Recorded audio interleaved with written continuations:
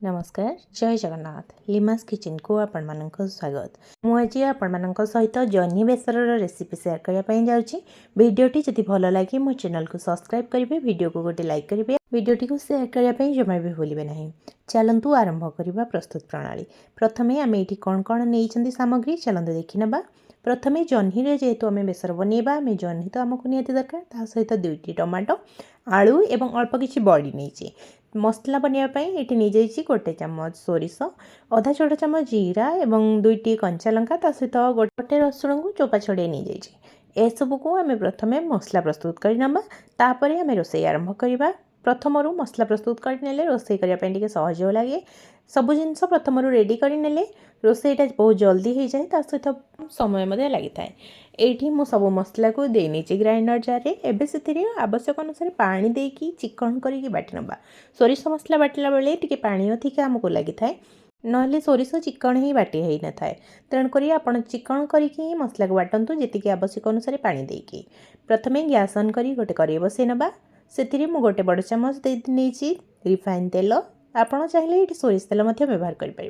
तेल भल भाव में गरम हो सारापर आम ये बड़ी को दे नवा। बड़ी मुझे 10 ରୁ 15टी नहीं, आपण हिसाब से लक्ष्य करके परिवा को नेबे। मुझे 750 ग्राम जह्नी को नहीं, जह्नी की भल भाव में चोपा छड़े छोट छोट खंड करके काटी नहीं। एबे देखो बड़ी आमर भल भाव में भाजी गला, दुईपट साइड्रु बहुत बढ़िया भाव में कलर चेंज हो गला।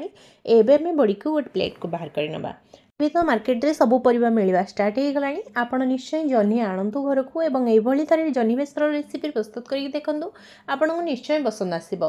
ଯଦି ଆପଣ କେବେ ଟ୍ରାଏ କରିନାହାନ୍ତି ତାହେଲେ ନିଶ୍ଚୟ ଥରେ ବନାନ୍ତୁ, ଦେଖିବେ ତାପରେ ଆପଣ ନିଶ୍ଚୟ ବାରମ୍ବାର ଜହ୍ନି ଘରକୁ ଆଣିବେ, କାହିଁକିନା ଏଇ ରେସିପି ପ୍ରସ୍ତୁତ କରିବା ପାଇଁ ରେସିପିଟି ବହୁତ ହିଁ ଟେଷ୍ଟି, ତା ସହିତ ବହୁତ କମ୍ ସମୟ ମଧ୍ୟ ଲାଗେ ବନେଇବା ପାଇଁ। ଏଇଠି ବଡ଼ିକୁ ଭାଜିକି ଭଲ ଭାବରେ ବାହାର କରିନେଲା ପରେ ମୁଁ ସେଇ ତେଲରେ ଦେଇ ନେଇଛି आलू को काटिकी। मुझे 2टी मीडियम साइज आलू नहीं, आपण चाहिए ये आलूर मात्रा अधिका कि कम करें। आलू को आम ये भल भाव में भाजी नवा, जमी आलूर कलर चेंज हो सहित आलू टे सीझीज, कहीं जह्नी तो बहुत जल्दी सीझी जाए। तापर ये देखो आलू टी भल भाव में भाजी गलापर मुझे जह्नी दे नहीं। ये रेसिपी आमको बेसी तेल आवश्यक पड़ो ना, आम बहुत कम तेल मसलार रेसिपी प्रस्तुत करवा।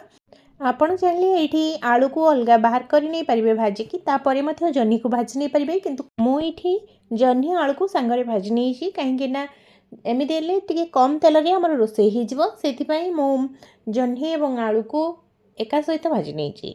ये जह्नी को आम एपट सेपट करके भल भाव में भाजी नवा। तापर मुझे स्वाद अनुसार लुण दे नहीं। जह्नी को लक्ष्य करके आपण लुण देवे, कहीं जह्नी कमी जाए भाजला परे, से आपण सब अल्प लुण ये यूज करेंगे। जानी हुए जह्नी रे लुण केते पकेले ठीक हम, कहीं जह्नी काटला बेले बहुत अधिका देखा जाता है, किंतु भाजीदेला जह्नी पूरा कमी जाए, से आपण लक्ष्य करके लुण ये ऐड करेंगे। यही जह्नी रे बेसर देकी आपण के ट्राए कि ना, मत कमेंट बॉक्स रे जनइबे। जदि बनई तार टेस्ट केते बढ़िया लगे आपण मैंने तो जानी निश्चय। जदि बनई ना ताले निश्चय बनातु, देखिए आपण समस्त को निश्चय पसंद आसीबो एवं यार टेस्ट बहुत ही बढ़िया थाए। एबे देखंतु जह्नी रू पानी बाहरिबा स्टार्ट हो जाइतिला। एबे किछ समय परे पानी मध्य सुखी गलानी, मोर केते कमी जाइछि जह्नी आपण देखिकी जानि पारुथिबे। एबे आउ टिके भल भाव में भाजी नेला परे आमे जह्नी को बाहर करनबा। जह्नी रू पूरा पानी सुखी जाइछि, एबे आमे बाहर करनबा। जह्नी रू पानी न सुखिला पर्यंत आपण ताकू जमा भी बाहर करिवे नहीं। जह्नी रू पानी भल भाव में सुखी गला परे आमे एठी सबु जह्नी एवं आलू को गोटे प्लेट को बाहर करनबा। ये से कड़ाई दे नहीं आ गोटे बड़ चामच सोरिष तेल देवा द्वारा तरकारी टेस्ट बहुत ही बढ़िया आसी था। जेहेतु मुझे प्रथम बड़ी भाजी से रिफाइन देकी भाजी, सोरिष तेल भाजी हुए बड़ी, किंतु मु रिफाइन देकी भाजी नहीं।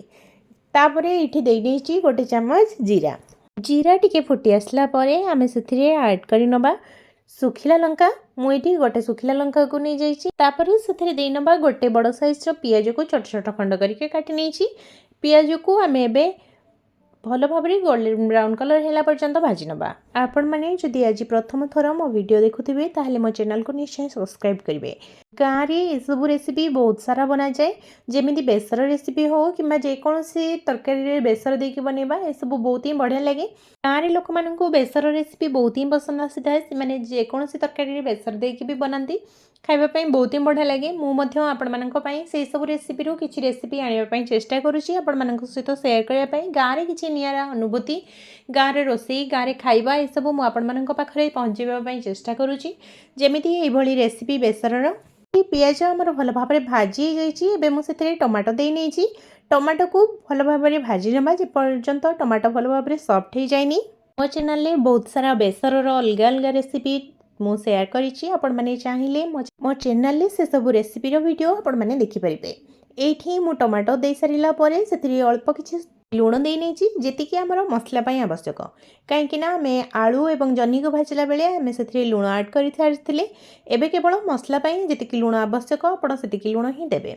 एठी लूण दबा द्वारा टमाटो बहुत जल्दी नरम हो जाए था। आपण जितेबाला तरकारी टमाटो पकाउछन्ती सेतेबाला टमाटो रे लूण अल्प टिके पकईक देखंतु टमाटो बहुत जल्दी नरम हो जाए था बहुत जल्दी सीझी जाए था मध्य। एबे सेथिरे देइनबा आवश्यक अनुसार किछि गुंड मसला प्रथमे मु देइ नेछि हळदी गुंड गोटे चमच एवं ता सहित लंका गुंड गोटे चमच। आमे प्रथम जमा भी हळदी गुंड ये व्यवहार करिनथिले आपण लक्ष्य करिकि तरकारी को हळदी गुंड व्यवहार करेंगे। मुझे गोटे चमच लंका गुंड नहीं आपड़ चाहिए अधिका कि कम करें। प्रथम आम कंचा लंका बाटी से लंका आप लक्ष्य करके ही देवे। जदि आपण घर छोट पिला थे ताले लंका टी कम व्यवहार करेंगे। ये गुंड मसला देलापर मुझे पानी अल्प दे नहीं कहीं गुंड मसला जली जाए से पानी दे नेबा द्वारा जमा भी गुंड मसला आमर जलिब ना तलू जमा भी लगे ना। एबे से दे नहीं बाटिकी रखिथिबा सोरिष मसला को सोरिष मसला देलापर ग्राइंडर जार को धोईकी आउ टिके पानी दे नबा एवं ताको भल भाव कषा। सोरिष मसला कषिले बेले बहुत लोग कहते पिता लगे आपड़ जदि पानी देकी मसला कषिबे ताहले सोरिष मसला जमा भी पिता हे ना। आपड़ जदि सुखिला सेमिति कषिबे ताहले सोरिष मसला पिता लगी पारे किंतु पानी देकी कषिले सेटा जमा भी पिता हे ना। ये देखो मसलू पानी अल्प अल्प मोर सुखी आसलानी। एबे आमे आउ किछि समय पई मसला को भल भाव कषि नबा। आमर ये जह्नी एवं आलू पाखापाखि 70% सीझी जाइए कहीं जह्नी जी पानी बाहरी से आलू एवं जह्नी भल भाव सीझी आसी।